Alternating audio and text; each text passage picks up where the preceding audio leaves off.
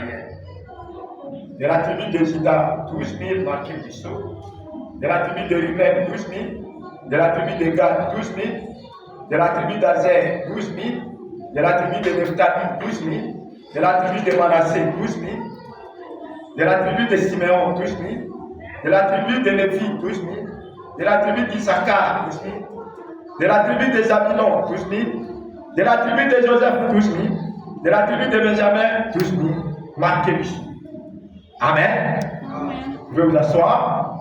Et maintenant, nous allons lire aussi Malachie chapitre 4, versets 4 jusqu'à 6. Malachie chapitre 4, verset 4 jusqu'à 6. C'est là que nous avons tiré notre thème de ce soir. Amen. Dans les grands thèmes des 144 000 juifs. Et qui viennent les 144 000 juifs. Nous avons commencé à parler du salut des 144 000 juifs. Amen. Alors, j'ai lu dans Malachie chapitre 4, verset 4 jusqu'à 6. Nous lisons très vite là. Souvenez-vous de la loi de Moïse, mon serviteur, auquel j'ai prescrit en Horeb pour tout Israël des préceptes et des ordonnances. Voici, je vous enverrai Élie, le prophète, avant que le jour de l'Éternel arrive, ce jour grand et redoutable. Il ramènera le cœur père à leurs enfants et le cœur des enfants à leur père, de peur que je ne vienne frapper le pays d'Éternel. Amen. Amen. Que le Seigneur bénisse encore cette partie. Nous venons de lire. Dieu bénisse tous. Amen. Voilà. Nous continuons donc avec notre thème du jour. Le salut des 144 000 juifs. Et nous avons compris que les 144 000 juifs, c'est ça Israël qui devrait être sauvé. N'est-ce pas? Au temps de la vie. Nous avons compris qu'il y a beaucoup de juifs. Mais quand on parle des 144 000, ce sont ceux-là qui ont été marqués du sang. Amen. Et je vous ai dit que tous les livres d'Apocalypse, c'est un livre de symboles. Ce n'est pas qu'on compte 1, 2, 3, 4, 5, jusqu'à 144 000. Non. C'est juste un groupe. Amen. Des juifs qui seront marqués au temps de la fin. Est-ce que quelqu'un comprend? Les 144 000, c'est juste un groupe. Ça peut être moins, ça peut être plus. Mais c'est juste un groupe. Parce que nous comprenons que le livre d'Apocalypse, c'est un livre de symboles. Amen. Quand on dit 12 000 pour telle tribu, 12 000 pour telle tribu, ça ne veut pas dire qu'il y a quelqu'un qui s'est mis à compter. Amen. C'est un livre de symboles. C'est ce que Franck dit dans question-réponse sur les choses. Amen. Alors, il dit c'est comme les 5 vierges aussi. Ce n'est pas que c'est 5 personnes, mais c'est aussi un groupe. 10 vierges, c'est 2 groupes. Un groupe composé de sages, un autre groupe composé de vierges folles. Amen. Vous comprenez? Amen. Donc, le livre d'Apocalypse, c'est un livre de symboles. Il faut éteindre vos téléphones. Vous mettez à votre avis. Amen. C'est juste pendant une heure seule. Oui, une heure seule. Alors, donc nous comprenons que les 144 000, ce sont ceux qui devraient être sauvés au temps de la fin. Amen. Donc ce sont les élus parmi les juifs. C'est clair? Hein? Ce sont les élus parmi les juifs. Parce que nous avons compris que ce n'est pas tout juif qui sera sauvé. Parce que tout juif n'est pas Israël. Amen. Ça on a vu, on a vu. On va plus revenir, on a vu. Le dimanche. Amen. Si vous voulez toujours y revenir, vous pouvez soit entrer dans le groupe, taper la prédication du dimanche, ou alors vous entrez sur YouTube, vous allez trouver aussi cette prédication. Dimanche 5 janvier 1900, ou plutôt 2025. Amen. Vous allez trouver ça. Donc nous n'allons plus relire ce qu'on a relu le dimanche. Nous devons avancer. Alors ce soir, nous avons lu Malachie chapitre 4. Au verset 4 jusqu'à 6. Et Frère a dit, je vous enverrai élire les prophètes. Hein? C'est ce qui est dit dans Malachie chapitre 4. Le frère a dit que là, il parle à Israël. Parce que nous, vous devez toujours vous rappeler que nous, les gens des nations, nous sommes l'olivier sauvage qui a été greffé et qui a reçu le salut par la grâce. Amen. C'est pourquoi, frère Balaam, donc quand nous avons reçu le livre de Malachie 4, rappelons-nous que ce n'est pas que c'est une promesse pour nous seuls. Frère dit que c'est une promesse pour les Juifs, mais nous, l'olivier sauvage, nous en avons bénéficié. Amen. Amen. Je vais dire, Amen. Nous devons être reconnaissants au Seigneur parce que nous avons bénéficié de beaucoup de promesses qui étaient destinées aux Juifs, à Israël. Amen. Alors, laissez-moi lire la prédication là de la Odyssée. Je vais commencer au paragraphe 59. Je serai en train de lire petit à petit et peut-être je serai en train de sauter. Je vais aller jusqu'à 68 comme ça. Je vais y aller petit à petit, mais en sautant un peu. Nous voulons tirer l'essentiel de là. Donc, la prédication, l'âge de la Odyssée, l'âge de l'église de la Odyssée, prêché à Jeffersonville, Indiana, dimanche 11 décembre 1960 soir. Amen. On commence au paragraphe 59. C'est bon? L'âge de cette église, pour achever cette église, eh bien, il viendra à la fin de l'âge, comme les autres. Donc, les anges de chaque âge venaient à la fin de leurs âges. Vous savez ça? C'est quoi frère a dit? L'âge de cette église, nous sommes dans l'âge de l'église de la Odyssée. C'est ça la prédication. Alors, il dit, l'âge de cette église-là, de la Odyssée, pour achever celui-ci, eh bien, il viendra à la fin de l'âge comme les autres, selon ce que nous montre la Bible. Il viendra à la fin de l'âge. Pas au début, mais à la fin. Parce que l'ange vient toujours pour réprimander les gens à cause de ce qu'ils ont fait. Et puis il dit, écrit ces choses à l'âge de l'église de la Odyssée. Vous voyez? Écrit ces choses à l'âge de l'église de Smyrne. Vous voyez? Donc on écrivait à chaque ange de chaque église. Amen. Il dit, chaque messager est adressé, plutôt chaque message est adressé à l'ange. Ok? À la fin de l'âge. Ok? Paul est venu à la fin de l'âge. C'était le premier messager, n'est-ce pas? C'est ici, hein? Là-bas. Vous pouvez voir, Paul, c'est lui le messager du premier âge. Il faut m'allumer ça.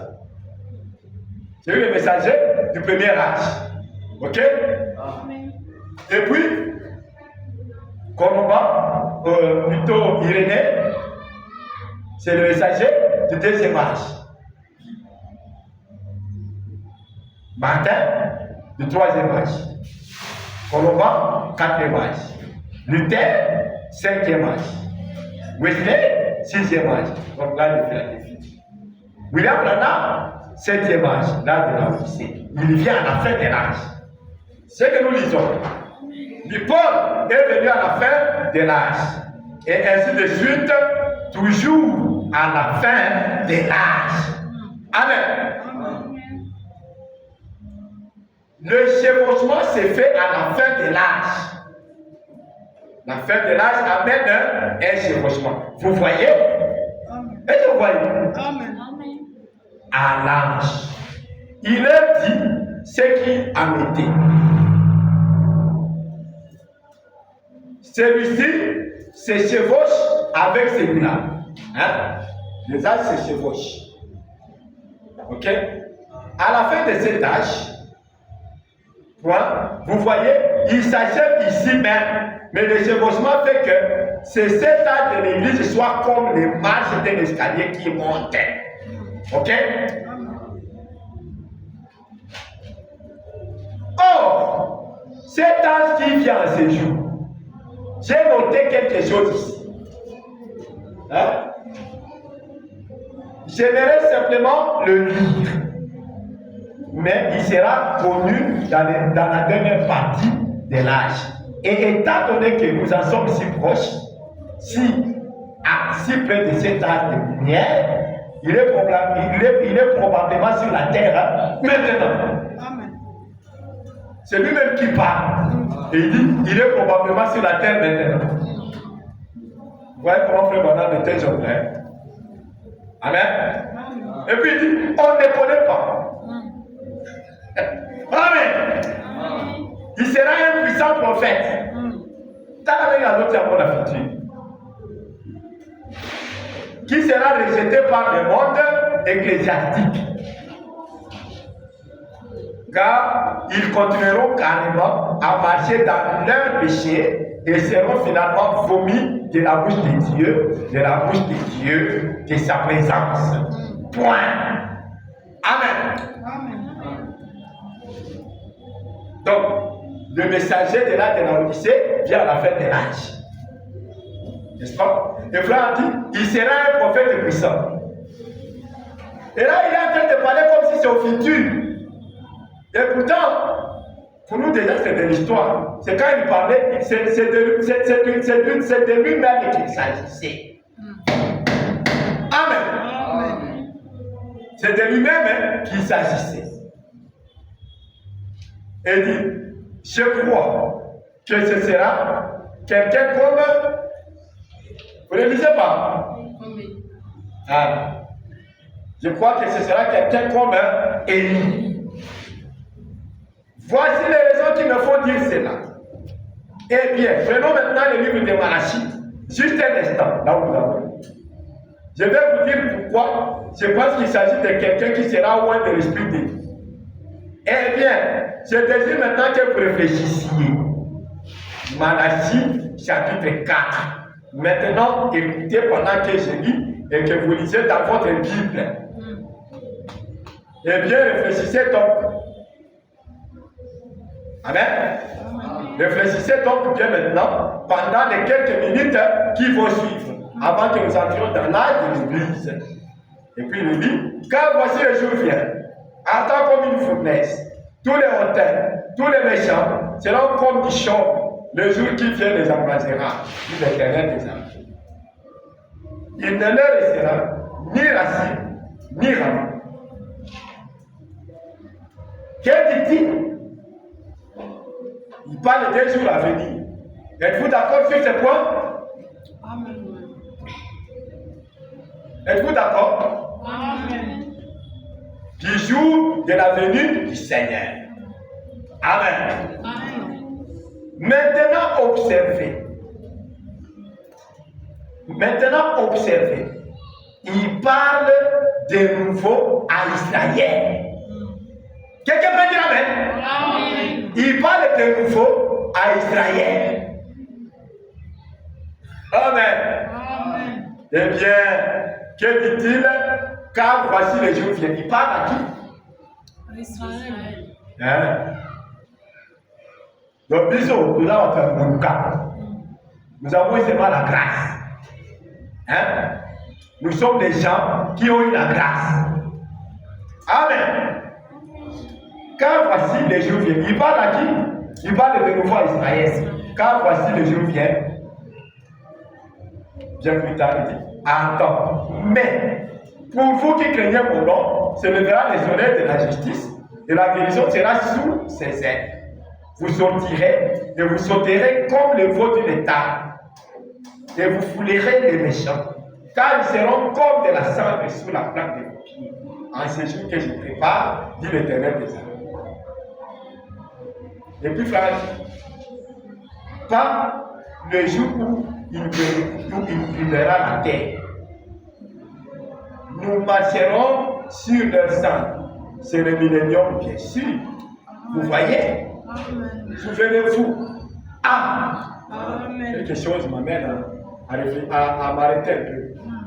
Il dit, quand quand nous marcherons sur leur centre, c'est le millénium, bien sûr.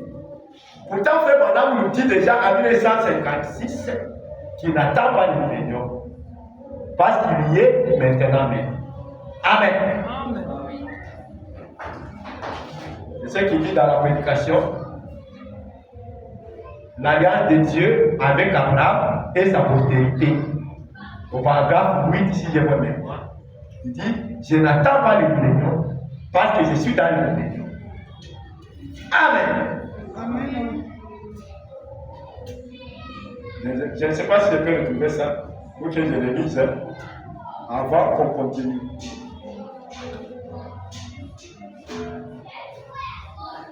Maintenant, d'où vient encore le fait que c'est pendant le millénium qu'on va encore fouler la salle des méchants. Hein? D'où vient encore le fait que c'est pendant le millénium qu'on va fouler la salle des méchants. Je vais augmenter les zooms pour que nous lisions ensemble. C'est au paragraphe 36, hein? Voilà. C'est pourquoi c'était important. Ce n'est pas 8 comme je l'ai dit, c'est au paragraphe 36. Alors, j'ai fait agrandir pour que nous voyons tous. Amen. Amen. Nous aimons Frère Branham et nous aimons lire Frère Branham. Parce que c'est à lui qu'on a donné une grande portion du ciel. Amen. Amen.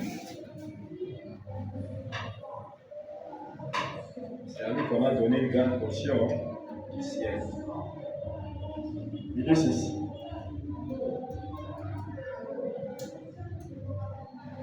Paragraphe, j'ai dit 36. Oh, quand je me mets à parler de cela, on sent simplement quelque chose c'est une foi. Le Saint-Esprit. Je ferai pas si tu fais, mais je ferai. Si donc l'alliance qu'il avait conclue avec l'homme dans les jardins de terre, sans aucune condition, qu'il enverrait un sauveur, Dieu est tenu de faire cela, et il l'a fait. Et si cette alliance-là a été parfaitement accomplie, de même l'alliance que Dieu avait faite avec Abraham et avec sa postérité, sans condition, sera accomplie aussi certainement que Jésus-Christ était venu sur la terre pour accomplir ce que Dieu avait dit devoir faire. Amen. Absolument. De quoi nous inquiétons-nous? Ça ne sert à rien de s'inquiéter. Amen. Amen. Le chrétien semble qu'il est dans un coin. Oh, j'ai peur. De quoi avez-vous peur? Eh bien, vous devriez être les gens les plus libres au monde. Amen. Amen. Vous devriez être les gens les plus libres au monde. N'ayez pas peur. Amen. Il dit, eh bien, Frère Branham, quand je serai dans le millénium. Donc, vous avez peur, mais c'est quand vous serez dans le millénium que la peur disparaîtra et les inquiétudes. Le frère a dit, vous n'avez pas raison ou besoin d'avoir peur ou d'avoir des inquiétudes. Amen. Amen. Je ne veux pas que vous soyez distraits. Amen. Hein? Et les gens disent, eh bien, les gens disent, eh bien, Frère Branham, quand je serai dans le millénium, et il dit, je n'attends pas le millénium. Amen. Je suis maintenant même. Amen. Amen. Amen. Ici, nous sommes en 1956. N'est-ce pas? La grâce de Dieu avec Abraham et sa postérité. Prêché le jeudi 23 février 1956. N'est-ce pas ça? Amen. Voilà. Déjà là, Frère Branham dit qu'il n'attend pas les milléniums. Maintenant, d'où vient encore le fait que c'est quand le monde sera brûlé que nous marcherons sur les cendres des méchants et c'est le millénium bien sûr. Ça veut dire ceci, que le millénium, ce n'est pas quelque chose qu'on va compter 1, 2, 3, ainsi de suite. Non. Frère dit, le millénium c'est un pays éternel. Amen. Amen. C'est ce qu'il dit dans le 3e exode. Il dit, le 3e exode nous fait sortir du baptême du Saint-Esprit pour entrer dans le pays éternel du millénium. Amen. Donc c'est un pays éternel. Et dans ce pays-là, il y a des progressions. Amen. Donc dans ce pays-là, où nous sommes maintenant, Amen. Frère dit, dans les milléniums d'aujourd'hui, c'est le type de race de Noé où le péché était encore. Amen. Il dit que dans l'âge, le péché avait traversé. Vous voyez ça? On n'a pas le temps de venir, ce n'est pas ça notre sujet. Quand nous prêcherons sur le millénium préventif, nous en parlerons. Alors il dit que maintenant, le millénium là, qui est un pays éternel, il va arriver dans ce même millénium un moment où il n'y aura plus de péché. Quelqu'un peut dire Amen. Il va arriver dans ce millénium là un moment où on n'aura plus besoin de tuer quelque chose. Parce que Frère dit dans d'autres prédications que dans le millénium, il n'y aura rien de tuer. Dans le millénium, il n'y aura pas de tombe. Donc vous comprenez que c'est un pays éternel où les choses évoluent. Amen. Il ne faut pas être embrouillé. Alléluia. Amen. Gloire à Dieu. Que Dieu soit loué. Parce que le message nous aide beaucoup. Amen. Puis souvenez-vous de la loi de Moïse, mon serviteur, auquel je prescris en Horeb pour tout Israël. Donc je suis rentré dans l'âge de la Odyssée. Là maintenant je suis au paragraphe 64, n'est-ce pas? Parce que l'alliance de Dieu avec Abraham et sa postérité, là, c'était juste une brèche. Parce que je voulais quand même montrer que Frère Maram dit que déjà nous sommes dans les milléniums. Pour qu'on ne soit pas embrouillés. Amen. C'est-à-dire, dans les mêmes milléniums là, il va arriver le moment où la terre sera brûlée et nous marcherons sur les cendres des méchants. Amen. Nous devons être bien enseignés pour ne pas être embrouillés. Amen.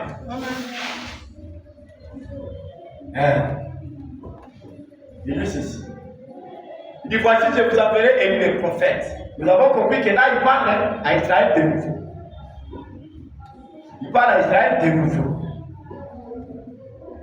Donc encore. Parce que Dieu a déjà parlé à Israël plusieurs fois. N'est-ce pas ça? Alors il dit ici, je vous appellerai Élie le prophète. Frère dit, il parle à Israël de nouveau. Amen. Nous devons être bien fixés sur les choses. Et puis il dit, donc, je vous appellerai les prophètes avant que les jours de l'Éternel arrivent, ces jours grands et redoutables. Il ramènera les cœurs des pères à leurs enfants et les cœurs des enfants à leurs pères, des pères que je ne vienne frapper les pays d'interdit. C'est la fin de l'Ancien Testament, n'est-ce pas? Amen. Or, Jésus a dit dans Matthieu 17, verset 10, tous les Juifs attendent la venue de cet Élie. Amen. Et écoutez ce que Jésus a dit dans Matthieu 17, 10. Nous commencerons verset 9. Matthieu 17, 19. Matthieu 17, verset 9. Il dit, comme ils descendaient la montagne, Jésus leur donna cet ordre. Ne parlez à personne. Ne parlez à personne de cette vision. Vous voyez? N'en parlez pas. Vous en avez connaissance, mais gardez-la pour vous.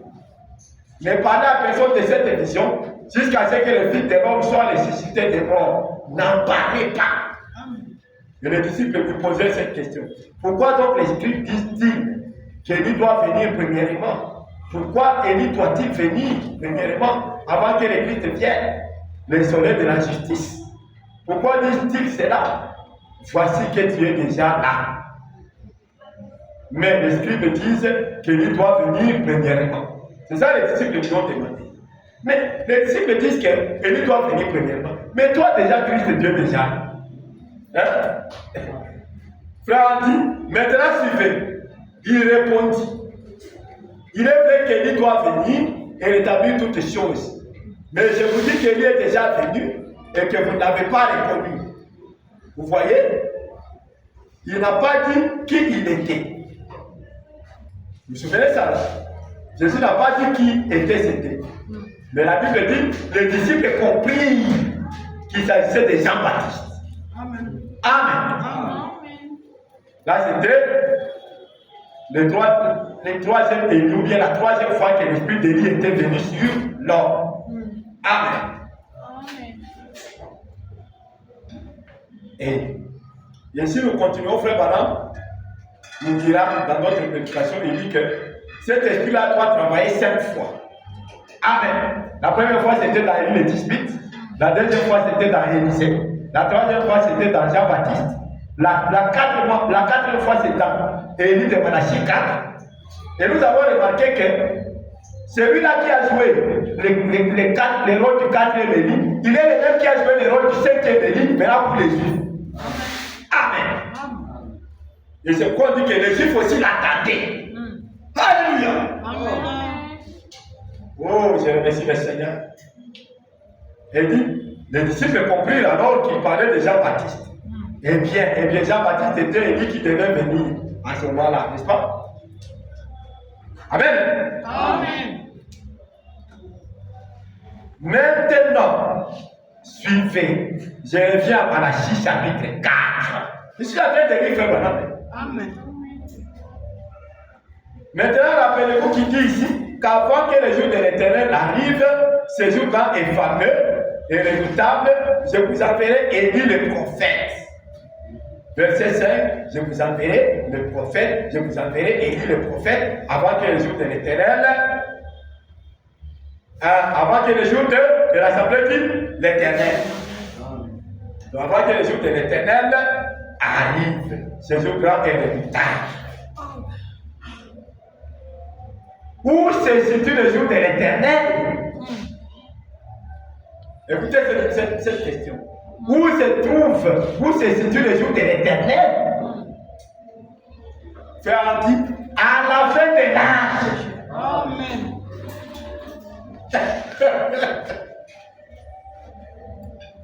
Et il continue. C'est lorsque le monde sera consumé. Vous rappelez-vous que nous avons étudié qu'il avait une perruque blanche? Hein? Amen. Vous savez, sa poitrine, il était saint à la poitrine. Vous en souvenez-vous? Et nous avons prouvé par la Bible que ce n'était pas un jour de sabbat, ni un dimanche, c'était le jour du Seigneur, n'est-ce pas? Et c'est le jour où il vient en tant que juge. Il frappera les pays d'interdit, n'est-ce pas? Il dit, je vous enverrai Élie le prophète avant que le jour de l'Éternel arrive, ce jour grand et redoutable. Maintenant, remarquez qu'Élie vient à plusieurs reprises. Maintenant, si vous remarquez bien, toute écriture a un sens multiple, mais cela est caché aux yeux des sages et des intelligents et révélé aux enfants qui veulent apprendre. Amen. Ne croyez-vous pas cela? Amen. Maintenant, l'Éternel, c'est là. Malachie 4. Amen. Amen. Donc, Malachie 4, ce n'est pas seulement pour nous les gens des nations. Nous en avons d'ailleurs bénéficié. Amen. Mais nous avons compris, nous venons de comprendre des pamphlets maintenant qu'ici, c'est une promesse pour Israël à nouveau. Amen. Mais au temps de la fin. Amen. Amen. C'est pourquoi nous avons compris que les 144 000, c'est Israël du temps de la fin. Nous devons connaître ces choses parce que Dieu nous a envoyé Élie le prophète pour nous les révéler. Avant qu'il aille chez les Juifs, il a d'abord commencé par nous. Alléluia. Amen. Nous en sommes tellement heureux. Amen. Nous avons lu le dimanche que l'esprit d'Élie et de Moïse a œuvré dans les Branham Tabernacle. Amen. On a lu ça. L'esprit d'Élie, de Moïse et de Christ a œuvré dans les Branham Tabernacle. Amen. Et si nous allons encore plus loin dans la compréhension, nous comprendrons que ce n'est pas nécessairement dans les bâtiments, mais dans les tabernacles appelés Branham. Il a travaillé cet esprit-là a travaillé en William Branham. Amen. Amen. Gloire à Dieu. Alors, l'esprit de vie, de Moïse et de Christ. Maintenant, nous savons que dans la Bible, en Apocalypse 11, il est parlé de deux témoins. Amen. Amen. Que Dieu a gardé.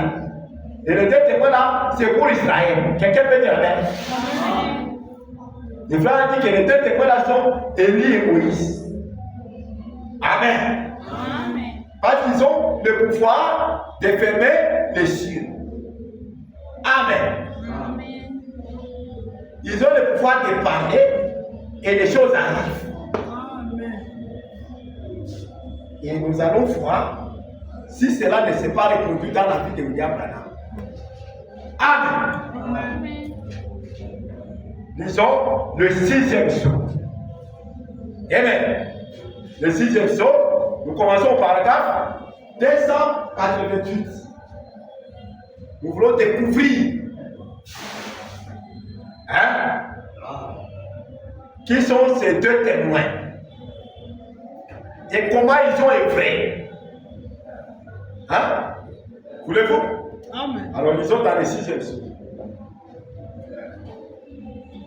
Nous avons compris que cet esprit-là, de Moïse et de Christ, a œuvré dans le Branham tabernacle.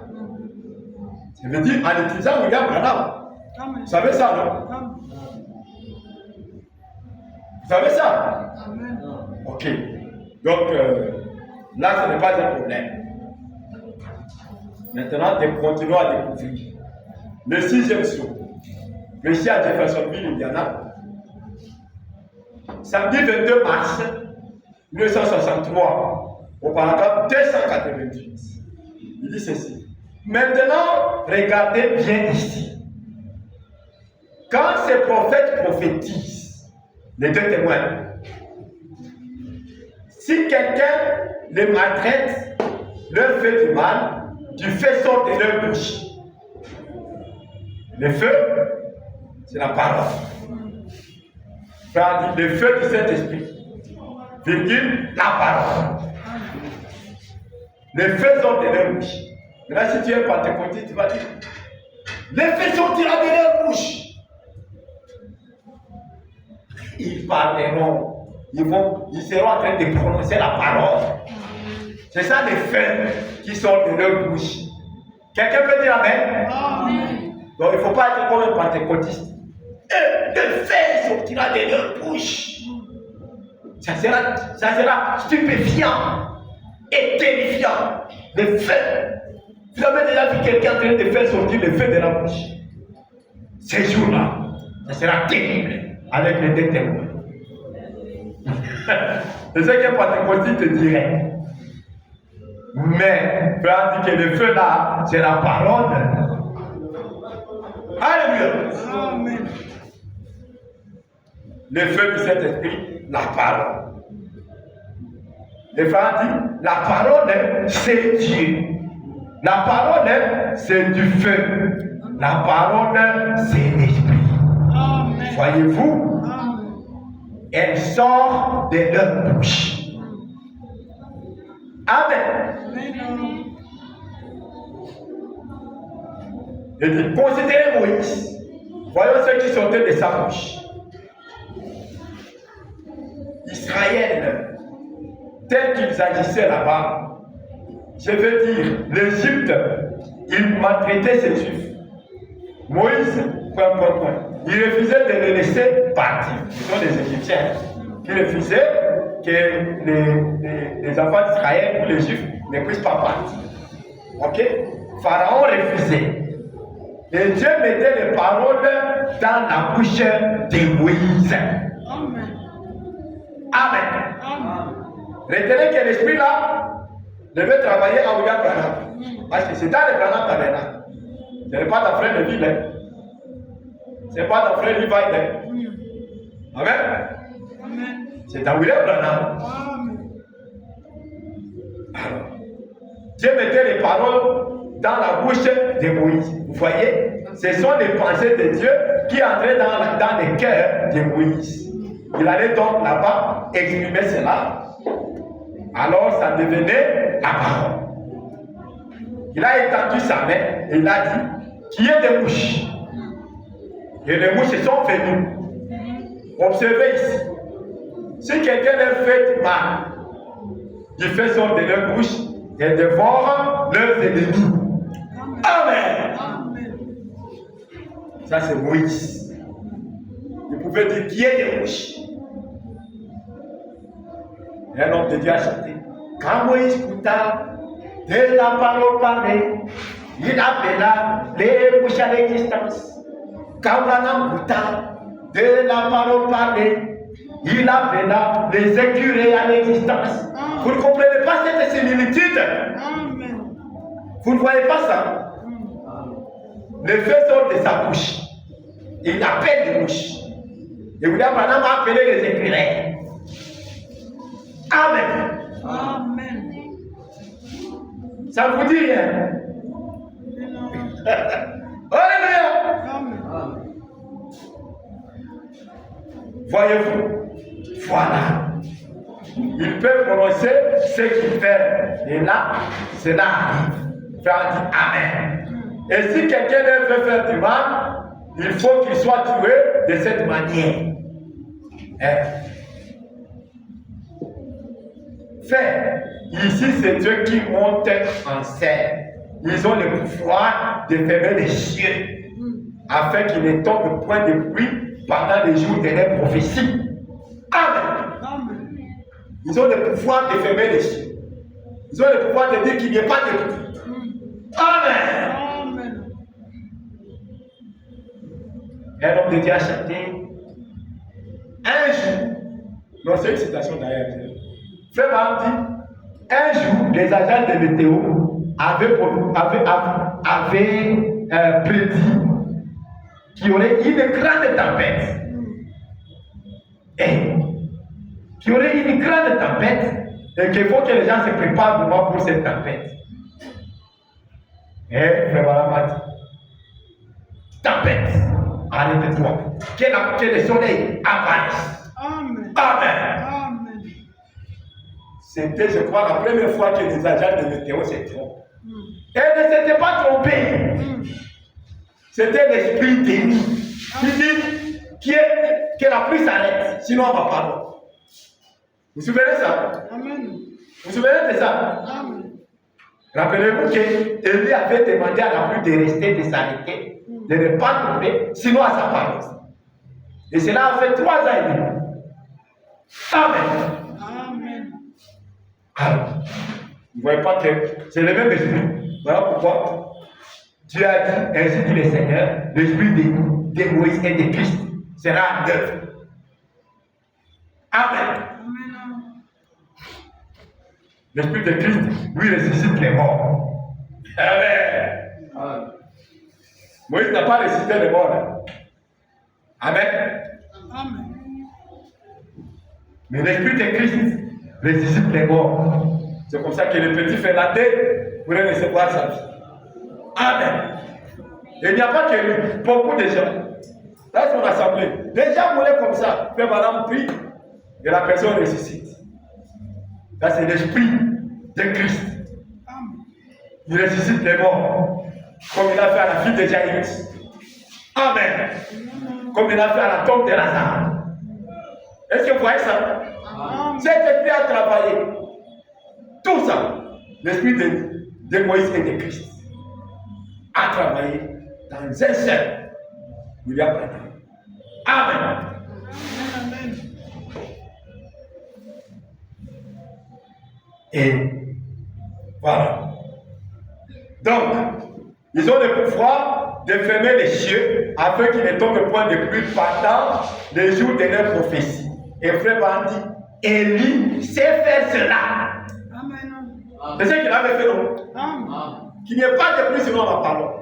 Il dit, Élie sait faire cela. Il a déjà fait. Amen. Amen. Moïse sait faire cela. Faire quoi? Appeler les mouches à l'existence. Et Moïse d'aujourd'hui a appelé les écureuils En existence. Est-ce que c'est moi? Amen. Est-ce que moi je suis en train de fonder? Tu es en train de lire, non? Il a déjà fait. Et il dit, c'est dans ces buts-là qu'ils ont été gardés. Ils ont été gardés. Ça veut dire, leurs esprits-là, ce ne sont pas les bons frères. Enlevez ces pensées-là. Ils ont été gardés, c'est-à-dire, leurs esprits-là ont été gardés pour opérer à cet temps de la terre. Alléluia. Gloire à Dieu. Amen. Merci Seigneur. C'est dans ces buts-là qu'ils ont été gardés. Maintenant, si toi tu es dans le terrain, tu vas t'attendre à voir un ennemi naturel avec des motos dans la salle, tout ça en train de puer. Hein? Moïse avec un bâton dans la train de marcher comme un vieillard. Tu as gardé les esprits là pour les temps. Amen. C'est dans ce but-là qu'ils ont été gardés. Je dis maintenant, point. Amen. Amen. C'est en train de lire. Amen. Je pourrais dire quelque chose de vraiment bien ici, mais je pense que je vais garder cela jusqu'à demain soir. Vous voyez? Très bien. Ils ont le pouvoir de changer les eaux en sang et de frapper la terre des plaies chaque fois qu'ils les voudront. Amen. Qu'est-ce qui peut produire ces choses en dehors de la parole? Il faut de la nature tout ce qu'il fait. Amen. C'est comme ça que frère Madame m'a demandé au taureau, quitte là-bas, moi je suis en train d'aller pour l'œuvre du Seigneur, laisse-moi aller. Et le taureau a obéi. Amen. Il faut de la nature tout ce qu'il fait. Amen. Voilà. Ce sont eux, écoutez attentivement, ce sont eux qui amènent ce sixième saut. Amen. Ce n'est pas fini. Il les dévoile, il l'ouvre. Amen. Vous avez vu Élie et Moïse en train de prêcher le sixième saut. Qui a prêché le sixième saut ici? Hein? Je suis dans le sixième saut. Prêcher. Acclamons d'abord le Seigneur de frère. Amen. Alléluia. Le sixième saut, prêcher à Jeffersonville, Indiana, aux États-Unis, samedi 23 mars 1963. Par qui? C'est pas par William Branham. Amen. Maintenant, refusez maintenant quand il dit que ce sont eux. Hein? Refusez maintenant quand il dit ce sont eux qui amènent ce sixième saut, ce sont eux qui les dévoient et ce sont eux qui l'ouvrent. Amen. Ça veut dire que c'était cet esprit-là d'Élie et de Moïse en William Branham qui a ouvert le sixième saut. Amen. Amen. Commencez à voir le message comme quelque chose de nouveau. Parce que le message doit être quelque chose de nouveau. Que les gens ne comprennent pas. Rappelez-vous que nous avons vu ça. Amen. Donc, Élie et Moïse. Je continue la lecture. Ça va se dire soi-même. Amen. Il les dévoile et il l'ouvre. Quoi ça? Le sixième saut. Ce sont eux qui amènent ce sixième saut. Il les dévoile et il l'ouvre. C'est la puissance de Dieu pour suspendre les cours de la nature.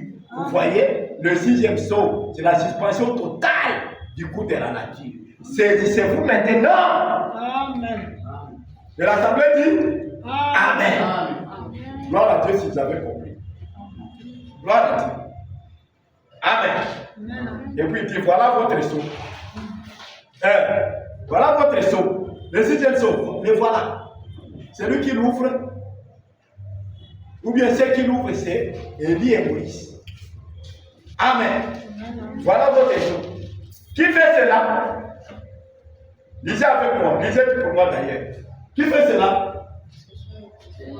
Ce sont les prophètes de l'autre côté de l'enlèvement. De l'autre côté de l'enlèvement. C'est-à-dire, après l'enlèvement, de l'autre côté. Donc l'enlèvement est ici génération. Amen. Amen. Alléluia. Amen. Ce sont les prophètes de l'autre côté de l'enlèvement. Donc, il est l'enlèvement ici génération, ils vont de l'autre côté. Amen. De l'enlèvement. L'enlèvement se passe génération, bro, sister. Il faut les savoir. Amen. Et ils ouvrent le 6e saut de l'autre côté de l'enlèvement. C'est après l'enlèvement. Parce que c'est de l'autre côté. Amen. Amen. Voilà français. Là, c'est le français, n'est-ce pas ça? De l'autre côté de l'enlèvement. Donc l'enlèvement est ici. Maintenant, il ouvre de l'autre côté. Amen. Par la puissance de Dieu, la parole de Dieu, il condamne tout simplement la nature. Il peut provoquer des tremblements de terre. Voilà pourquoi il y a eu des grands tremblements de terre en Alaska, en 1964. Amen. Changer la lune ensemble. Le soleil peut se coucher. Ou quoi que ce soit sur leur ordre. Amen. Donc ils peuvent tout faire. Ils peuvent faire tout ce qu'ils veulent. Amen. Amen. Frère dit Amen. Amen. Voilà. Point. Voilà. Point. Voyez. Point d'interrogation. Amen. Acclamons encore. Amen. Ah, c'est merveilleux, mon frère. Je me sens heureux ce soir. Amen. Voyez comment les choses sont ouvertes. Là, pendant l'acte de l'église, la manière dont cela a montré les martyrs. Et maintenant, voici ces deux prophètes qui se tiennent là avec la parole de Dieu pour faire tout ce qu'ils font à la nature. Ils ébranlent la terre. Et cela montre exactement qui le fait. Nous avons déjà vu qui le fait. Ce sont, je le reprends encore, ce sont Moïse et Élie. Puisque, suivons, puisque c'est là que leur ministère est incarné une fois de plus le désormais. Amen. Amen. Amen. Leur ministère est comment? Incarné une fois de plus. Les deux hommes, leur ministère est incarné une fois de plus. Amen. Amen. Oh là là. Voyez-vous cela maintenant? Amen. Si vous ne voyez pas cela, je vais regretter beaucoup. Amen. L'assemblée dit Amen. Amen. Vous voyez ce que le 6e saut? Il s'agit de ces prophètes. Amen. Mais tirez attention, que cela ne vous secoue pas. Amen. Amen. Frère, madame, vous savez que cela pourrait secouer les gens à cause des faux enseignements que les gens ont reçus. C'est pourquoi frère a dit, tirez attention, que cela ne vous secoue pas. Et vous observez qui ont ouvert ces sceaux. Des prophètes, voyez, Amen, voilà. Je m'arrête par ici, on va continuer cette citation. Le temps est parti, que le Seigneur bénisse. Amen. Amen. Et maintenant,